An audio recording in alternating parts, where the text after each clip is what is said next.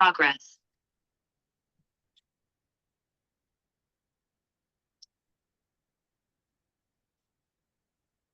Uh, all the covenant, and I get over here. Almost could I to do this. It's just but first disclaimer is if before you there's plenty what to do, you can get up and leave. I promise I won't spend it. That's number one. Number two is there can be things that can be said, especially when it comes to technologies, that can be confused. And if it seems confusing, so then please speak out, ask afterwards, and hopefully we'll clarify. Some of the things I was going to say are not necessarily any sort of doctrine or the documented sound it would be. It's just my little dots, which is just a little dots. Miss that, if that. Okay, so I figured maybe we should try and split this a few ways, split this into three ways. First, let's bring up some practical ways or interesting ways that technology has changed life. That would be one. Then two is meaning what are the pitfalls, what are the minors, what are the personas, and then the third way would be how to maybe approach that approach. So it's interesting. So the Hilchos Pesach, there's a lot of things that change with code out. Like for example, this past week was Shabbos Hagodah. So most shuls had the Shabbos Hagodah Rosh this past Shabbos. But it's a Shiur with the question whether Shabbos Hagodah Rosh should be this past Shabbos or next Shabbos. What is it dependent on? Or partially what is it dependent on? Do you need to know the halachos? If it's the standard Rosh that's supposed to be halachos, and then you need to teach the halachos this past Shabbos so that everybody can implement those halachos. But if it's just pilpul, that's again you can make the Shabbos this coming Shabbos, which is very basic.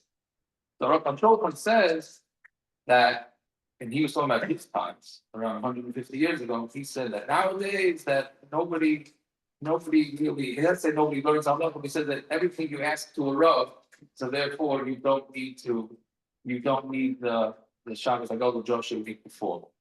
So you could say that nowadays culture came where a Rav is just a phone call away and or text away. So there's a big chisaron, which is that why should I learn the halachos if I could just text the rabbi and then I'll get my answer. So what do I need to know? What do I need to know that for? So that's a culture came. Happens to be one on that subject. Rabbi Sternbach Paskins. And I don't have my McClung's on me, which is I guess a little bit irresponsible. I apologize. It's probably because of texting that I don't have my McClung's. He Hoskins that you are not allowed to answer a shiur even on the phone. He says no answering showers on the phone. All showers have to be answered in person because when you speak to somebody in person, you have an interaction. You can get like to use a terminology nowadays. You get a vibe from the person. And you can figure out like where they're coming from, etc. You see them, etc. So bullshit came, he would say you cannot answer the shadow on the text. All right. Now, how do we get around to answering the shadows on the phone? Clearly, Klal Yisrael has evolved, which we'll get back to that. We'll get back to that. Another interesting with Pesach that comes out is that the old days, Mechiras Chametz, people were dropping keys by the rabbi because let's say going away to Pesach. So you need to allow the guy access to your house. So how do you allow the guy access to the house? Now just think about it, even 30 years ago, before we had cell phones, so how do you get Mechiras Chametz? You have to let the guy know where you are or where your house is in order that he should know where he's buying the chametz from. Right? So you have to write down the address. And there was no way to get a hold of you. If you were going to Orlando 30 years ago for paper and there was no cell phone, so how would we ever going to get into your house? So you had to leave your keys with the road, and the guy would theoretically go to the road and ask him for the key and you want to go to the house, etc. And you'd have to list all the properties and so on and so forth. Nowadays, we don't really need a key from anybody because wherever you go, you can be in touch with the person. The person just puts the cell phone number down. And if he needs the guidance to see, then he'll direct him how to get it, either with a combination, or he'll ask a friend to have the key, or he'll overnight the key, etc., etc. So now the biggest thoughts to a lot of opponents is that they just you just put down your name and your phone number, and that would be enough. Yeah, so that's another slight way that it gets adjusted. I'm just trying to stick more with the cell phone. I'm not trying to get involved in technology as a whole. Obviously, the world changed a lot based on technology. You know, what bracha do you make on hydroponics, which grown without, with just on water, and meat that's cloned. So what is that? Is that flesh? We're not going to go. We're not going to discuss. We're going to try to stick more towards cell phones. Now I'll tell you a couple of shadows that I had for myself. Maybe a little bit funny, but it's okay. These are my own personal shadows here. But so in the smartphone that I do have, right? So, and I can't live without, to be honest. I'm not saying I have much of a life, but I can't live without it. So basically what you have, you could have preset shortcuts. And if anybody knows what I'm talking about, basically you can put it to your phone and you type in a couple of letters and you can get out a whole paragraph of things. So meaning whatever it is that you wanted to say. So what I'll do is for somebody who let's say if somebody's going to be sick let's say they're saying they're going to have to take medicine on Shabbos, etc. So there's a whole shortcut that I have that just goes out. Like this, I don't have to type up the whole thing. Right? And then I say refuah shalem. Right, with an exclamation point too, especially. We wouldn't like exclamation points, by the way. A little showing bias there, right? Okay, so you put an exclamation point. Now, I typed this up 5 years ago. Was that a real bracha or not? Meaning, I didn't wish you were refuah shalem. I typed this up 5 years ago, or is that because I cut and paste, so then it's considered refuah shalem? Okay, that shyly not so important. But sometimes people they're so honored that I wish them refuah shalem. They say, "Oh, it's so kind of you that you wish me refuah shalem." Is that Genelus Das? I didn't wish them refuah shalem. I didn't even pay attention to the phone. I just saw the question and I shot out an answer and I was on to the next thing. Is that Genelus Das? Okay, another shot. Now, and this comes up. Unfortunately, we have it's in the Jewish media, let's call it print media, not necessarily social media. Print media talks about kids at risk texting on Shabbos, right? Posting on social media on Shabbos. Now we know the halacha is if somebody's machal Shabbos in public, you cannot trust them for anything. Right? You can't trust them for kashrus and their wines, etc., right? So if they're machal Shabbos, so if the guy's texts on Shabbos, Shabbos is that doing it in public, or is it he's just sitting in his room texting? Is that considered in public? So seemingly that's not in public. He's texting from the privacy of his own home. That was an issue. Then when you had social media, so now when you text, so if you text privately to a friend, so then that's not the farhesi, but now if you post on social media and you can go out and go on Facebook and it goes out everywhere. And then everybody can see that you texted this on Shabbos afternoon. So now you Shabbos farhesi. And then you can't trust them. Right? So that was at that stage. Now that we have where you can set a text to go out on Shabbos free from before Shabbos, now it's back to not because how do you know that the guy texted on Shabbos? Maybe he put it in on Friday and the text went out on Shabbos. So now we're basically chasing our own tail, going around in circles, trying to figure out what the halacha is. Right? So you gotta keep up with the technology in order to understand or try to understand what the halachas are. Now what does that do with me? So sometimes I try and be a nice person, as difficult as it is. And when somebody has episode sorrow in the hospital, etc. So if I remember a few days later, I'll send out a text. How you doing? But most of the time I forget. So now what I do It's like right after the Shiur was over, I sent my text in a few days to ask them how they're doing.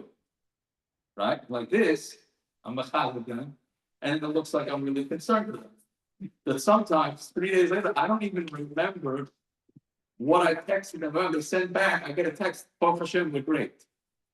Baruch Hashem, what are you talking about? I don't even remember what I texted. So now, is that a total Genevas das that these people think that I'm actually concerned with them when I'm not? Anybody have an answer on this? Okay, that's just my own, maybe my own mishigas of these type of shadows. But these are, I'm just giving a small, these are very small examples of the things that go on. Okay, so that's the first thing. So understand that it changes a lot of things based on asking shadows and answering shadows. Let's just put a little disclaimer here. That it is not enough to have a row who you don't know, and you ask Shabbos to, is not a list of people whatsoever. Texting, ChatGPT, everybody's busy with ChatGPT, whether it's legit, it's not legit, and you get the right answers. Every time I've said something with ChatGPT, I got back totally inaccurate information. I'm sure as the years go on, it's going to get a lot better. There's no question it's going to get a lot better as more information that it gets. But it's a b'diavad to have a Rav that doesn't know you. It's very simple. It's a b'diavad. Let's get that straight. So then, okay. So then, why are we bottom answer? Bottom line is the person needs an answer. So the person needs an answer. So that's what you have to. That's what you have to be there for. Initially, when I started, I don't want to say answering questions, but when I became an information kiosk, right? That's basically what my family calls it. Basically, it's a chat GPT, but I have to use my own thumbs. Right, that's a whole different shoes. But initially, I did not answer texts with the shiurs and texts. I didn't think it was right. And then, as we realized that today's dog, their way of communicating is through texting. So then it just became, like instead of a Rosh Hashanah, it became an extension of the phone. And it's interesting how you deal with different. When you go with the previous generation, like mine, I'm somewhere in the middle. But the ones that are older than me, if you text them a mazel tov, it's meaningless. It's really meaningless. You couldn't even pick up the phone to call me to say mazel tov. Forget about coming in person. You couldn't even pick up the phone. It's a meaningless gesture to text mazel tov to, I don't know, 50 and over. Anybody 50 and over, 60 and over is meaningless. You text a mazel tov to a guy that's less than 30 years old. He took his time out to actually text me a mazel tov. That's actually very nice. So you see how the progression grows. So therefore, that's why we do texting. But the lechatchila is to have a Rav who knows it. And it comes up. It's there, especially at a place of people. So if the Rav knows what they're about, et cetera, and you know, if you tell them a chumrah, it's going to be crazy. Like if you have people that if you tell them that it's better to kasher something, let's say with kashrus, milk makes inflation, it's better to kasher. And if you know there's some people, when you hear better to kasher, they're throwing in the garbage, they're not kasher. So you have to know whether that person can handle such a psak, can't handle such a psak. That's just an example. But that's okay. So that's a disclaimer. But you should try and have a Rav. Once you have a Rav, then texting the Rav, no problem. Once he knows you, then it's fine. Okay, so that's just that disclaimer. Okay, so now. What's the problem? Meaning where is the world? Let's just have to stop and ask ourselves a question that has to do with technology as a whole, but more specific to phones. Are we better off with cell phones, or are we worse off with cell phones? And as an extension, are we better off with texting, or are we worse off with texting? Is the world a better place? Let's take it back. Is the world a better place with electricity or not? Now, the first time I thought about this question was right before Hurricane Sandy. And I came out that electricity the world is worse because of electricity. And then here we go. We lost our electricity for 2 weeks. So I got to put my money where my mouth is. It happened to be very pleasant. I actually played a board game with my family like 8 o'clock at night. I don't think I've done it since then, right? But what else are you gonna do? So, when you think about it, so is the world better off with electricity or not? Is the world better off with cars or not? Or fit in anywhere with any sort of technology, is the world a better place or not? There's a Gemara in Gittin that says that Shlomo Melech made chariots. He made chariots, and that sounds like the Gemara sounds like it's a chiddush. Shlomo Melech made chariots. So the obvious question: what do you mean chariots were around way before Shlomo Melech? So the Ben Yovel, right? Ben Yovel, that's the one of his farmers, Ben Yovel. He says shot in this. He says that Shlomo Melech created. I don't remember if he says electric vehicle or gas powered vehicle. Shlomo Melech, when it says chariot, it wasn't a stop a chariot like we're gonna this week with Pesach, which we're leaving Mitzrayim with those chariots. No, it was a gas powered or electric powered chariot that he created. And then he saw that there's going to be a lot of damage coming out from the chariot, goes like that, and therefore he nixed it and he destroyed it. That was the end of that. For whatever thousands of years later, they started to create it. Reb Chaim Kanievsky said, is quoted as saying from the Steipler, that's the hemisphere of Pshat in the Gemara. Right? So what do we see? If you go with this Pshat, you see that the world was clearly Shlomo Melech, the father of the Kol created an electric vehicle and nixed it because he saw that the damage that's going to come from that. A few weeks ago on the Daf Yomi, the Gemara in Chelek, in Sanhedrin, discussing about how lost and Lovai, that the tzaddikim are going to be flying around. Whatever, I have no idea what that means, but the tzaddikim are just going to be flying around, meaning the world's going to be, the Gemara said the world's going to be destroyed for 1,000 years. Okay, so what are the tzaddikim going to be doing? So it says they're going to be flying around. So the halachos ketamis, the Tshuva says, why don't we fly around now? Why can't we fly? Why is it the technology doesn't allow people to fly around? And he says because the world would be a worse place if you flew around, because you can fly around in all sorts of other ways. Right? So you see from this that these technologies are a problem. They're cleverly a problem. The technologies that do a lot of good. They do a lot of good, these technologies, but they also do a lot of bad. Right? How many would the Holocaust have been able to happen without electricity or some form of electricity? I don't know. I'm just throwing it out there, food for thought. Would it have been able to, all these wars that we have, would have been able to be done without electricity? Although there was plenty of killing way before, so but there's been plenty of lives saved because of technology. But does it outweigh? The Poskim are quoted to say, because the Rebbe and others said that if Chazal was around when they created the car, they would have asked the drivers. They would not have allowed driving because of the sakana. So these are what kind of sakana? Well, I mean, how many people die a year in automobile accidents? A million? And more than a million? That's not in the whole world. In America, it's also the numbers are astronomical. And we know that we're fighting for life, but being way less than the amount of people that die. That's just dying. Now, without saying that the people that get injured and lives are ruined all because of cars. So they're quoted as saying people about Kamenetsky also that if the driving would have been banned by Chacham because of Sakon. Okay, so where are we going? Where are we going with this? Then there's one more Marabavim from the Chafetz Chaim. Chafetz Chaim wrote a sefer called Shem Olim. At the end of Shem Olim, he asks a very fundamental question, which I didn't think about until I saw this.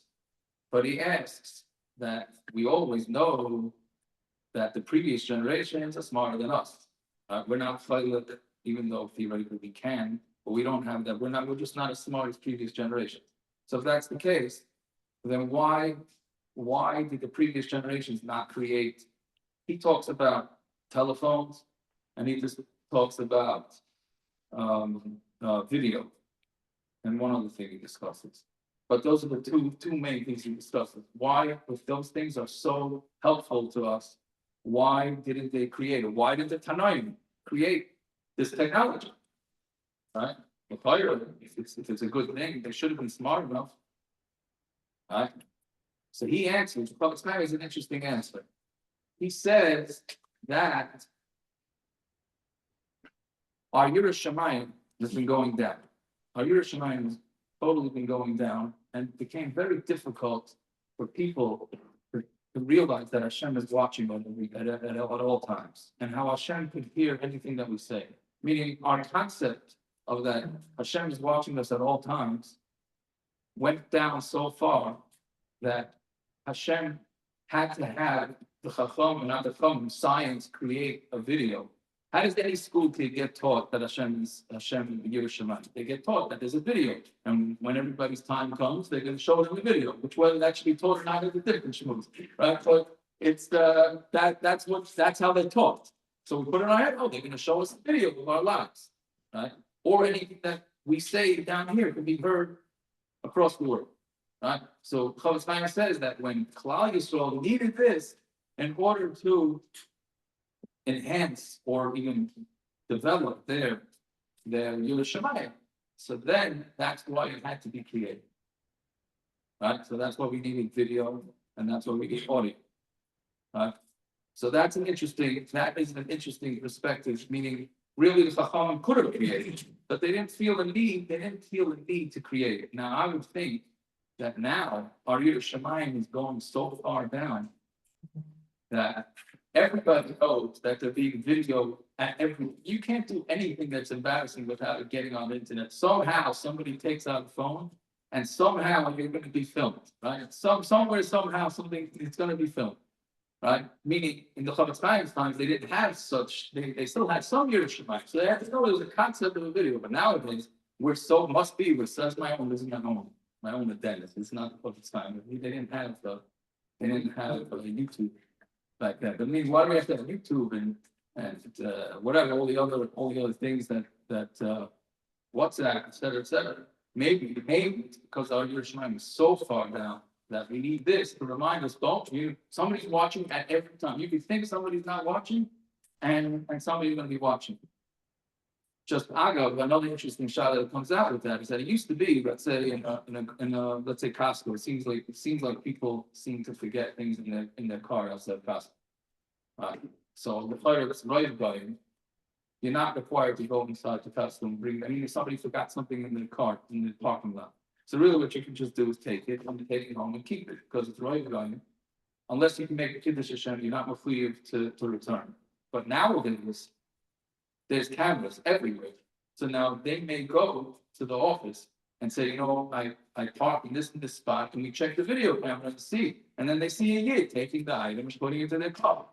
Or there could have been somebody say, somebody in the camera sees the yid walking over to the car, sees it. So now that changes the whole halach. Maybe you have to, nowadays you would have to return it because perhaps you can make a total shame. Okay, so that's the background of whether technology is good, bad, meaning it's debatable. It is debatable. Now I would think that maybe, and this is my own little thought. So anything I say of my own certainly is not admissible in a court of law. But my thought was that now, when it's not only that everything's video, everything is instant. Right? Meaning, right now, I could say something stupid, and somebody in Eretz Yisrael in a second is going to text me, "Boy, why did you say something so stupid like that? When you're in Eretz Yisrael?" Right? How can you find out so fast? Right? Meaning that concept, what's pshat in that time? Why did Hashem have to create that technology? So I wonder, is that especially in the matzah that we've had in Klal Yisrael, the progress of the last few years, I mean, October 7th, etc. Maybe the reason that the technology is there is for us to understand that when we do a mitzvah here, we're told by all the Chacham, you just learn and daven, and it can affect another yid on the other side of the world. What I grew up, whatever growing up I did, is what are you talking about? What I'm doing here, how is that affecting something on the other side of the world? Do we really believe that? If we really believed it, then at least for myself, And maybe time would have improved because of the hostages, et cetera, right? So we don't have that concept, but now maybe with technology, we can understand the concept. What are you saying? I can learn a mission here and I can shoot it across the earth in a second. That mission can be learned of somebody else, right? You do a mitzvah and that mitzvah can be shot across the earth and actually help another year. Maybe that is why Hashem created that, just for us to, excuse me, just for us to understand such a concept that Yidden are so intertwined with each other, and that yes, I can post something and it can go out to thousands of people, and in 1 second across the world, and that can have a positive and chas v'shalom a negative effect by things that we do. So maybe perhaps that's why the technology came out. Maybe. So the bottom line is, what we have is a problem. So we have the concept of phones and texting, which have many, many good uses. And we have the concept of phones and technology, which have very, very many terrible uses. So how do we juggle it? Meaning, you hear different rabbanim and different opinions of Rosh Hashivas about how much technology should you have. Meaning, everybody has their line, but they draw if it's what's too much technology. Like when I was growing up, so a TV, we didn't have no TVs, but radios, yes. At least in the circles that I grew up. Yeah, newspapers. Yeah. Now, no newspapers are unheard of nowadays. Right. So, but in my day, if you needed to hear the news, so you had a newspaper and you had a radio. Nowadays, there's no radio. What kid knows from anything from a radio? Right. So we have to have that line of what technology you allowed. Like some people didn't have cars and they refused to have cars. They say nothing good comes out of cars. Other people think you could have a car. Right? So everybody has their line. Now this is where this gets a little sensitive. It happens to be a little bit in Yom Yoma. I don't want to dwell on it. But you have, because of technology, we get to hear of all sorts of opinions that are going on all over the world. Now, it happens to be that, for whatever reason, the Machmirim and or the Kanoim feel a need to advertise and publicize their opinions. You don't usually have people that say, I really believe in this leniency so much, I'm going to put ads in the paper to let everybody know about this leniency. For whatever reason, people don't feel that that's something necessary. What they do is they put out their fullness, which is fine. But what you have to realize is that there's different societies that have different needs and different levels of Yiddishkeit. Whether they're right or wrong, that's not part of the conversation. But what happens is you hear about it, and then it makes everybody a little crazy. The way it used to be is that you had a town, you had a law, within a town, you had a shul, and you went with whatever the law told you. Nowadays, when the Shabbos, I go to Drasha, once it's Shabbos, everybody's comparing notes. Okay, what did he say? Oh, he said this is Oscar, but he said this is Muslim. Yeah, but it's two different societies. Right? I'm not sure with again, I don't want to discuss with this WZO, should you vote, should you not vote, right? So they're quoting the older Gedolim that say you can't vote. Okay, that's fine. But you know what happens if you told these Gedolim that, by the way, the society that you're telling this chumrah to, they go to professional baseball games and they go bowling and ball play basketball. You know what these opinions would say about that? They would say, stick with the WCO and don't do that. Right? Well, that's what they would say. Meaning, the point is not whether you should or shouldn't, that's not the point. The point is that you have to know where you're coming from, you have to know where you're leveling, and realize and know that you may not be holding of the things that they're asking you to do, and know that there's different opinions in different societies, and it all gets mixed up together. So you have to have some sort of direction from local rabbanim, and it shouldn't really necessarily get mixed in. Right?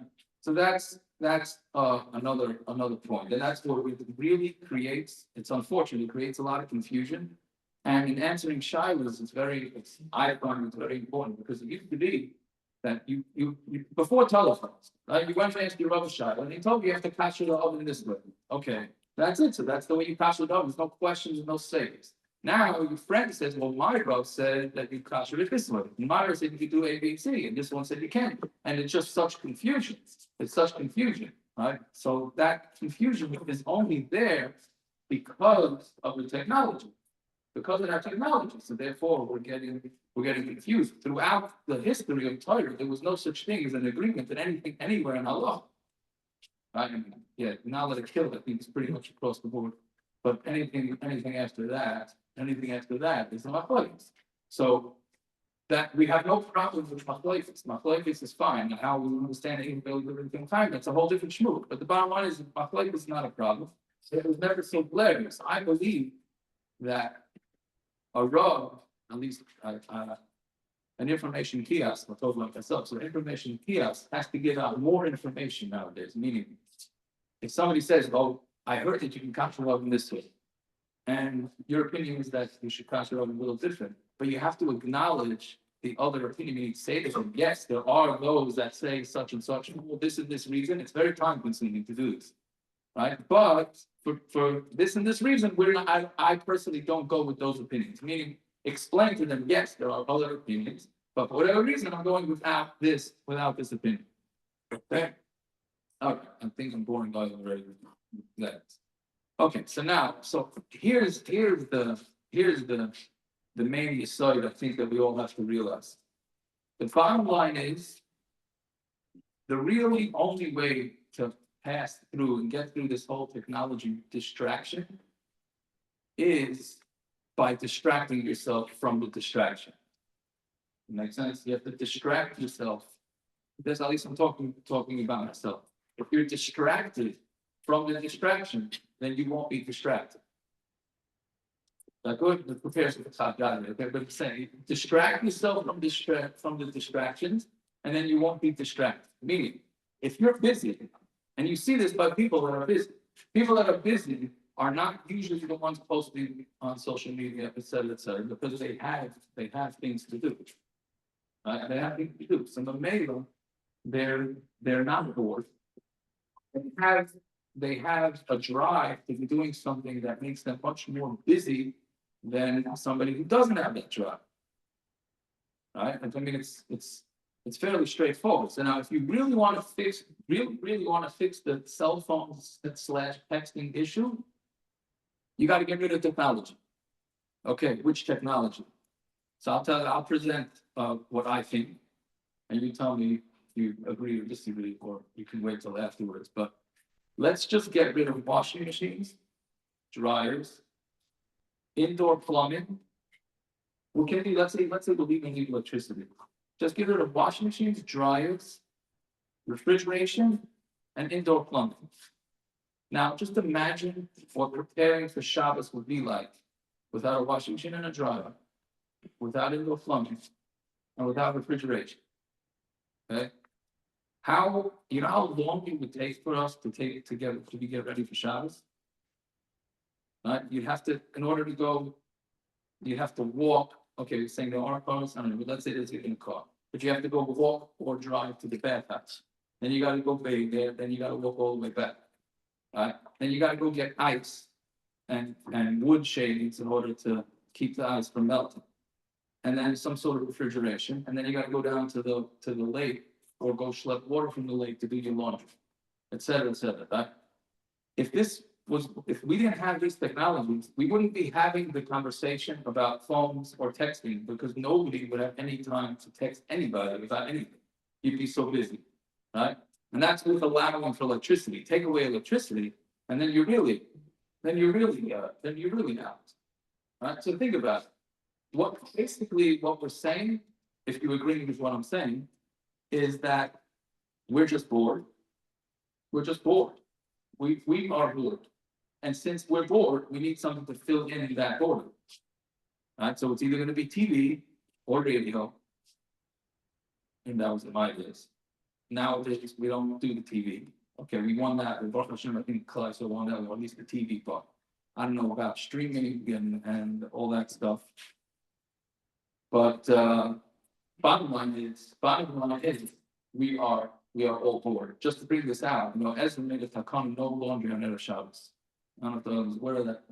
The Ezra made a takana, you can't do laundry on Erev Shabbos. Why not? Because you're going to be so busy with your laundry that you're not going to prepare for Shabbos properly. So you have to do laundry on Thursday. Like this, you get the laundry out of the way on Thursday, and on Friday you have the proper time. Does that takana of Ezra still apply nowadays? All you do is put the laundry into the machine and press it, and an hour later, with the washing machine and the dryer, you're done. So can you do laundry nowadays on Shabbos? On Erev Shabbos, I'm sorry. Right? Can you or not? So Poskim seem to say that you can, because the whole takana is not, it's not applicable. Right? What does that mean, though? That means that we used to be very, very busy on a Friday. That's what Ezra was worried about, and that no longer applies. Okay, so how do we fill in that time on the Friday? Right? Okay, so now we have kiddushin, so we have to be busy creating the kiddush, and then maybe sudas, so maybe that's and toyabah, so maybe that's how we fill up our time. But bottom line is, how are we filling up our time? How are we filling up our time that we're saving from all this? So the only way to really fill up the time is to make yourself productive. Now, not everybody has that spus to be so productive. Meaning, if you have a spus of being a doctor, so then doctors are usually pretty busy. If you're a lawyer, a busy lawyer, so whatever, I'm not picking those two, just those busy ones. So if they're busy, meaning to go to a baseball game, let's say, and take a poll, what percentage of the fans would die? I don't know. But I would assume. And by the way, I have a lot of experience in going to bowling. Don't think it's just this rabbit that gets up and shoots to now look about bowling. Okay, I went very, very finely and very, very up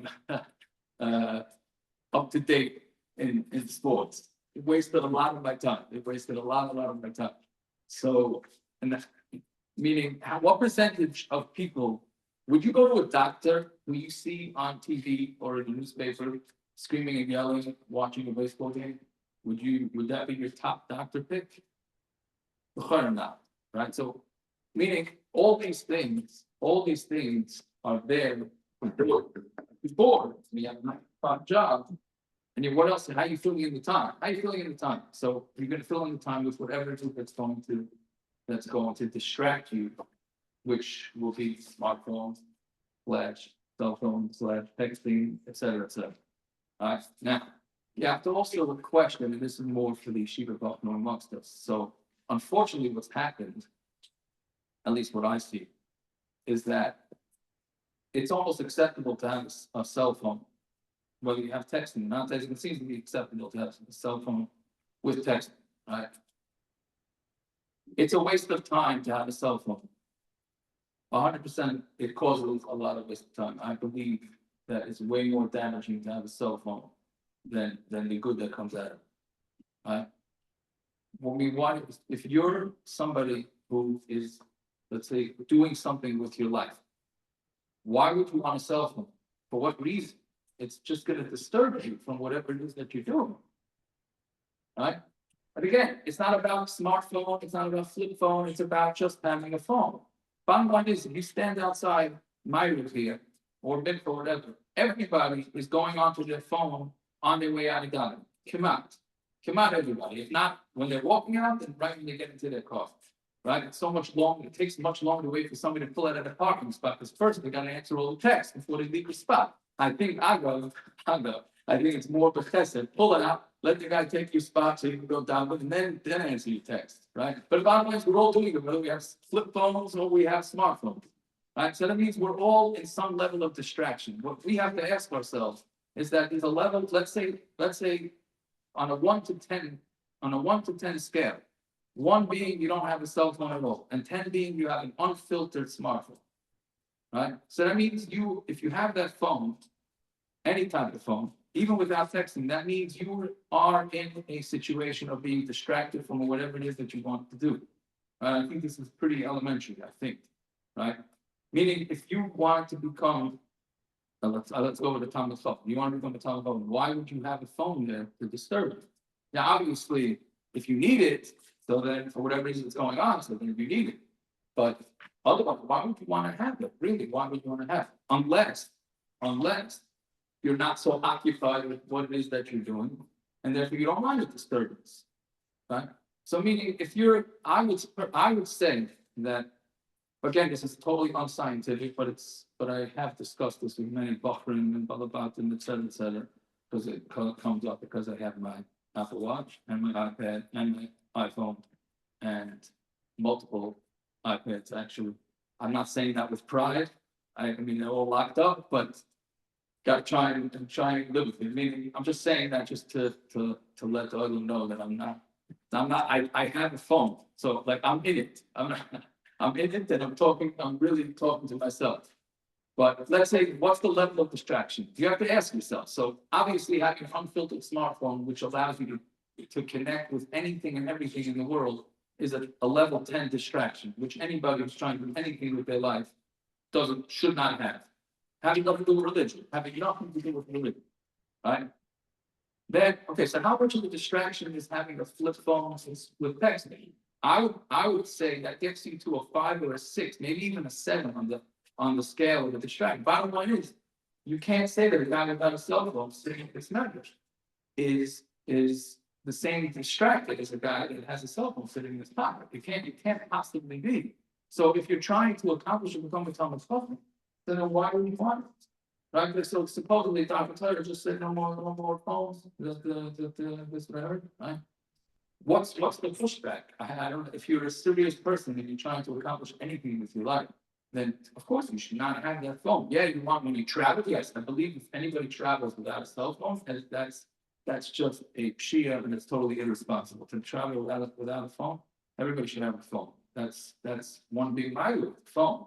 But other than that, why not leave it in the car? Why would you take it in? Unless it's necessary. But what happened is that the fight against the cell phones was so strong, which was very important.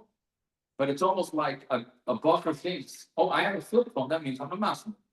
No, it does not mean that you're a Muslim because you have a flip phone. I'm not for sure. Have the flip phone. Better than a smartphone, debatable, but obviously with a filtered smartphone. But if you're distracted, you are distracted. It's something that you have to look into yourself and see when this is a distraction. Now, so what we have to do is we have to become distracted in order to stay away from the distraction. Meaning, we're so bored. And now you're going to say, oh, but I'm in yeshiva, but I'm not bored. Okay, if yeshiva, but I'm not bored. So how come I was in 2 yeshivas today, but first day, which means I wasn't learning too much. 2 yeshivas first day, but yeah, maybe even more. And there was a handful of people learning it. It's been as fun. There's hundreds of Bahrain, I hope, flying around. Now, of course, it's before Pesach, etc. But let's look at a show on Shabbos. What about the country? Again, I'm not one to preach I'm just trying to bring out a point. Friday night, what's the Shabbos in the winter? All the Bate Medrash are empty. So where is everybody? What are they doing? They're not doing laundry, right? Or maybe they are, but it doesn't take too long. They're not cooking because they're probably going out to eat. That's another thing. Restaurants. Knock out restaurants and takeout. And that will cause also a lot less boredom. This is a bigger issue. This is a big issue for girls. High school girls, post high school girls. We have all these extra things. And I'm not even going to put in cleaning ladies into the conversation. But then what are they supposed to do a whole day? What are you supposed to do? So what happens is you get distracted and we start with these things. So basically, what we're trying to say is that the only way around this, I guess I'm going too long here. Just get up and walk out, it's fine. The only way around this is to basically be totally distracted from whatever it is that you're doing. Now, the chatziva would be to be distracted by Torah, meaning if you, I don't know, you're not going to get into the whole depth of things, et cetera, but you need to have a plan. If you have a plan, let's say Ben Azman, you have a plan what you're going to try and accomplish, and you're driven to do that, then you're going to not have your cell phone. You're just going to shut it down. You're going to put it away, right? I just think it's just a muscle. I once read years ago from somebody who's trying to describe what Night Seder was like in European yeshiva, without electricity. So he said, and this blew my mind when I read this. I said, wow, I could never deal with this depression. You had each person got themselves a candle for Night Seder. That's what you got. You got let's say a 2-hour candle. When that candle went out, Night Seder was over. There was no other options.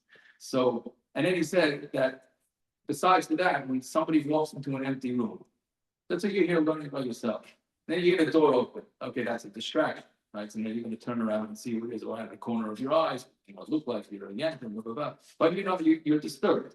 Back when if anybody ever sat in the dark with a candle, you can't see past where you are. You can't see it. So when somebody would walk in, you wouldn't even bother looking because you can't see them anyways. So you know what kind of Night Seder? He said, you know what kind of intense Night Seder there was? It was a ton.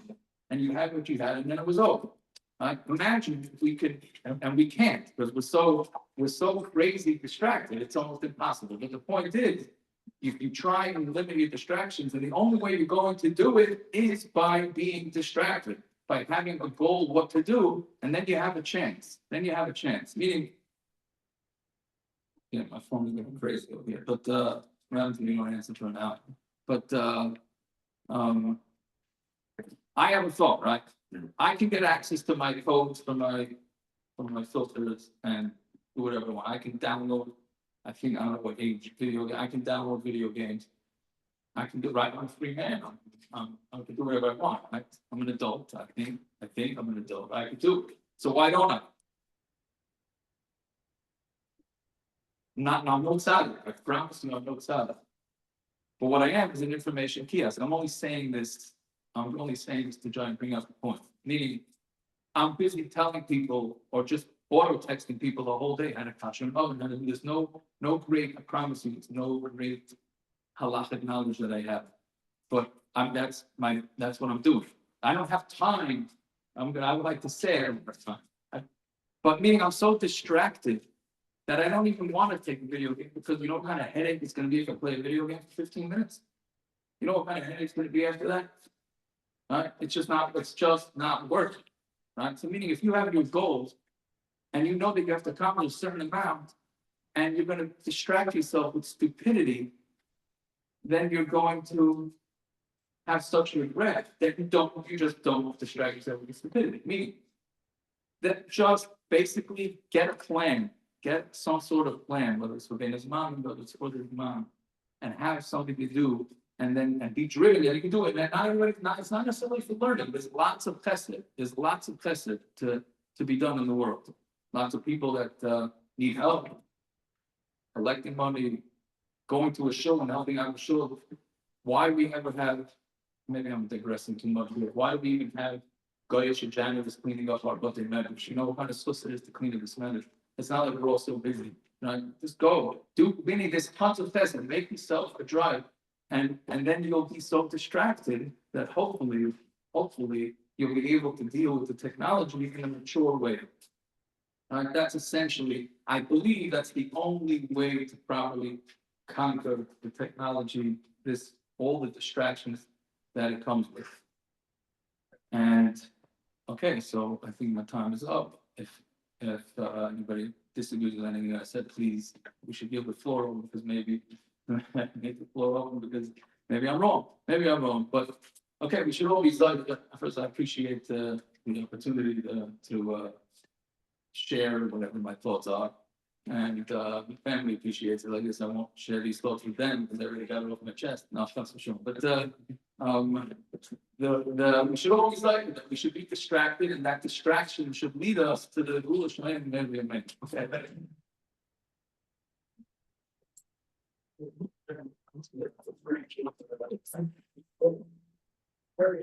Yeah, that's right.